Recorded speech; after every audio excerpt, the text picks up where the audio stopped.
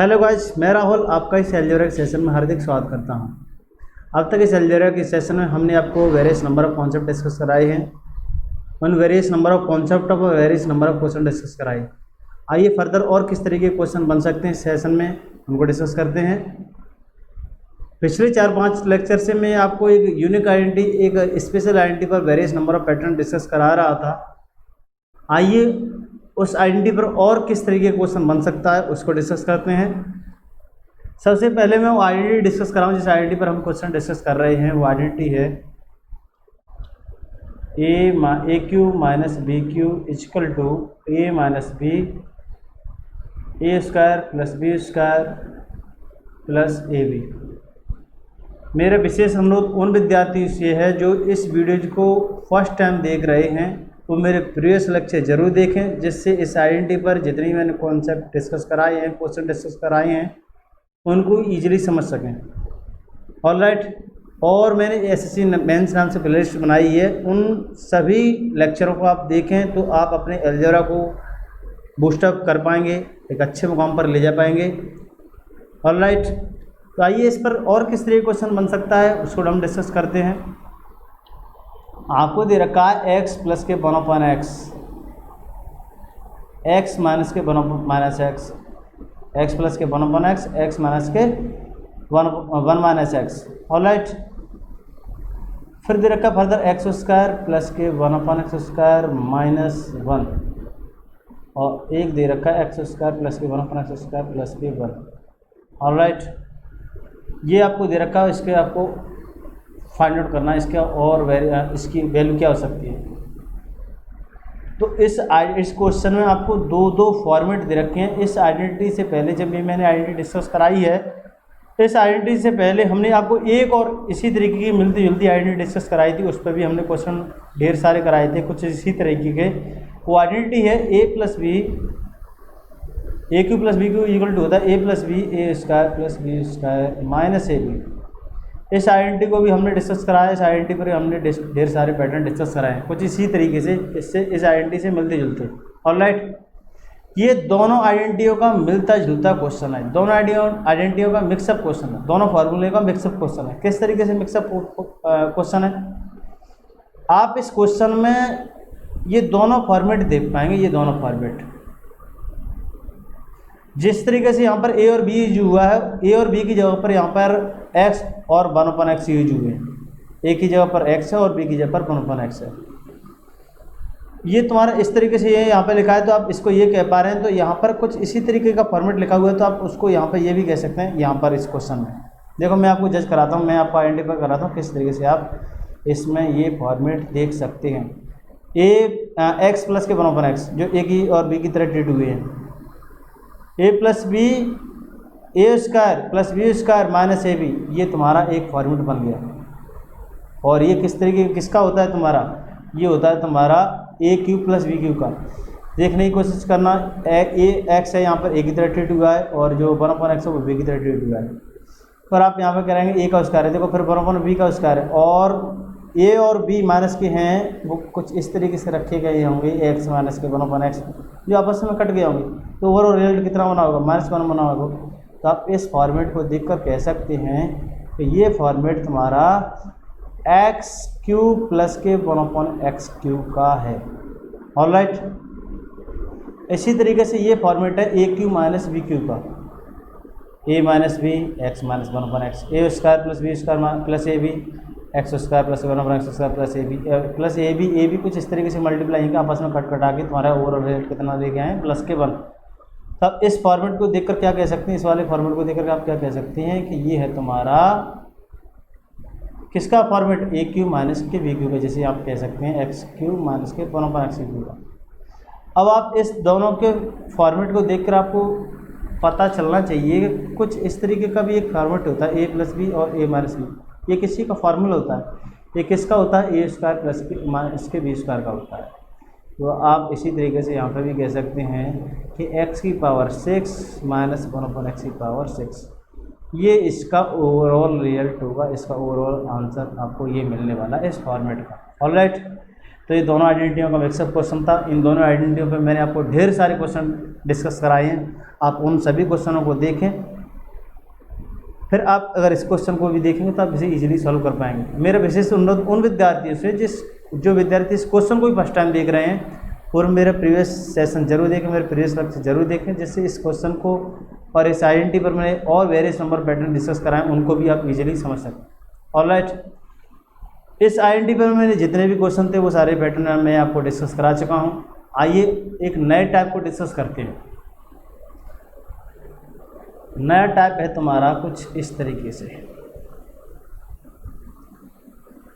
इस नए टाइप का हम पहला क्वेश्चन जो डिस्कस कर रहे हैं वो कुछ इस तरीके से, a-1 का होल स्क्वायर, b-2 का होल स्क्वायर, c-3 का whole square is equal to 0, और आपको फाइंड आउट जो करना है वो a + b + c is equal to question mark.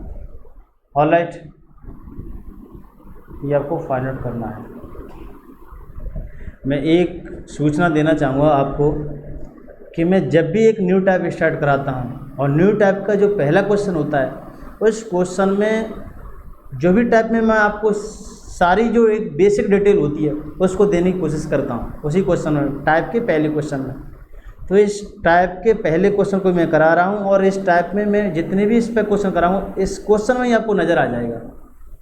तो इस क्वेश्चन को आप उस तरीके से समझें कि जिससे आपको इस पूरे टाइप को भी सॉल्व करने में दिक्कत ना हो। ऑलराइट, तो इस टाइप के पहले क्वेश्चन का आपको मैं बताता हूं, और इसे अच्छी तरीके से समझना। मैं आपको बारीकी से एक एक पॉइंट, एक एक स्टेप को समझाने की कोशिश करूंगा, जिससे इस टाइप में और भी किसी की तरह के क्वेश्चन कराऊं तो उसको भी इजीली फाइंड आउट कर सकें। ऑलराइट,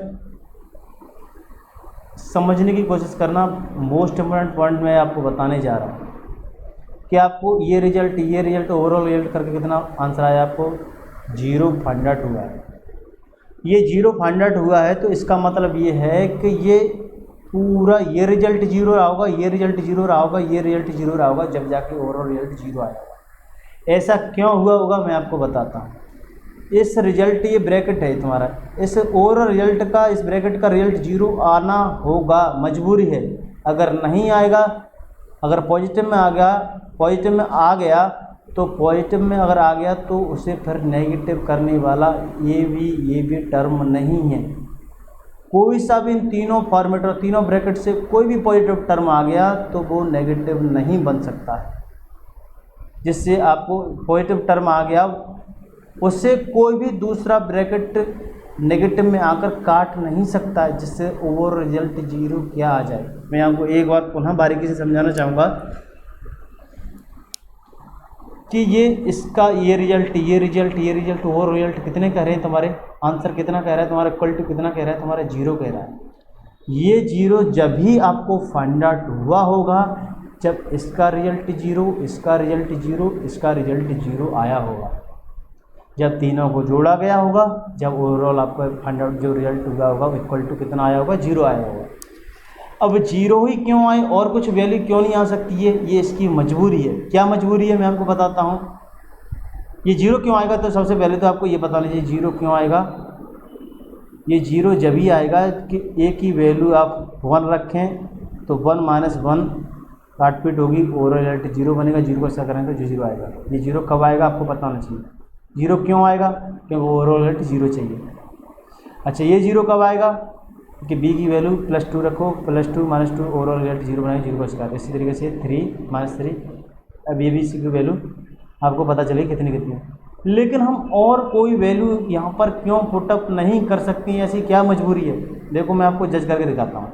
आप a के अलावा और कोई वैल्यू एज्यूम करने की कोशिश कीजिए। मैंने मान ली 2, और 2 - 1 करोगे तो आपको रिजल्ट कितना मिलेगा, 1 का स्क्वायर, आपको 1 मिलेगा। ये ऑलवेज इसका कुछ भी वैल्यू यहाँ पर रखना 1 के अलावा, ये रिजल्ट आपको प्लस में देने वाला है। और जब एक बार इसका रिजल्ट प्लस में आ गया तो ये भी तो इसका स्क्वायर है, तो ये भी तो प्लस में ही देंगे। तो रिजल्ट कभी भी 0 आ ही नहीं सकता है। अगर एक बार प्लस में आ गया, आपकी मजबूरी है कि a की वैल्यू आप पुटअप 1 करें, जब भी आपको ये ब्रैकेट रिजल्ट 0 देगा। आप माइनस में रख लीजिए, मान ली मैंने मान ली इसमें मान ली a की वैल्यू -2, a की वैल्यू मैंने मान ली -2, a की वैल्यू मैंने मान ली -2। फिर भी यहाँ से आपको रिजल्ट जो मिलेगा वो पॉजिटिव मिलेगा। किस तरीके से देखिए, -2 -3 -1 -3 होगा, -3 का आप उसका करेंगे तो आपको रिजल्ट मिलेगा +9। और एक बार ये +9 हो गया तो इसी तरीके के तो ये पैटर्न है, इनमें भी कुछ बी और सी की डिफरेंट वैल्यू रखेंगे तो उनसे भी रिजल्ट प्लस में ही मिलेगा, जो आपका ओवरऑल रिजल्ट 0 नहीं ला सकता है। ठीक है, और कभी भी आप इस गलती को नहीं करना कि यहाँ पर आप इस फैक्टर, इस ब्रैकेट को ही खोलने लग जाएं, इस ब्रैकेट को ही खोलने लग जाएं, इस ब्रैकेट को खोलने, जिससे आप इस क्वेश्चन को और उलझा देंगे। ऑलराइट, तो आप इस क्वेश्चन को आप समझ चुके होंगे, मैं आशा करता हूँ। आप यहाँ पर ए की कितनी वैल्यू होगी इसे ही देखकर आप जज कर सकते हैं, इस ब्रैकेट को देख के जज कर सकते हैं। ए की वैल्यू आपको +1 मिलने वाली है, बी की वैल्यू इसी तरीके से इस ब्रैकेट को देख के कितनी मिलने वाली है, 2 मिलने वाली है। इसी तरीके से सी के ब्रैकेट को देखकर कितनी मिलने वाली है आपको, सी की वैल्यू 3 मिलने वाली है। ए बी सी की वैल्यू आपको 1 2 3 मिल गई, जब भी आपको ओवरऑल रिजल्ट 0 आएगा। आप कुछ भी वैल्यू एज्यूम करें आपको रिजल्ट 0 नहीं मिलेगा। अगर 0 नहीं मिलेगा तो कंडीशन फुलफिल नहीं होगी। कंडीशन को इक्वल टू 0 लाने के लिए, कंडीशन को फुलफिल करने के लिए आपको ये ए बी सी की वैल्यू 1 2 3 रखने पड़ा है। ये आपकी कंडीशन को फुलफिल करनी है, आपकी ऐसी मजबूरी बन चुकी थी कि ए बी सी की वैल्यू आप 1 2 3 एज्यूम करें। ऑलराइट, अगर आपको ए बी सी की वैल्यू पता चल गई तो आप यहाँ पर पुटअप कर दीजिए 1 2 3 और आपको ओवरऑल रिजल्ट कितना आ गया, आपका आंसर 6 आ गया। इस टाइप पर मैं आपको कुछ इसी तरीके के आपको नंबर ऑफ मैं क्वेश्चन डिस्कस कराने वाला हूँ, जिसको आप इजीली कर पाएंगे अगर आप इस कॉन्सेप्ट को सीख गए होंगे। मैं आपको एक नए लेक्चर में आपको कुछ इसी तरीके क्वेश्चन इस टाइप पर पुनः प्रस्तुत करता हूँ, इसी तरीके क्वेश्चन। जब तक के लिए बाय बाय, टेक केयर, धन्यवाद।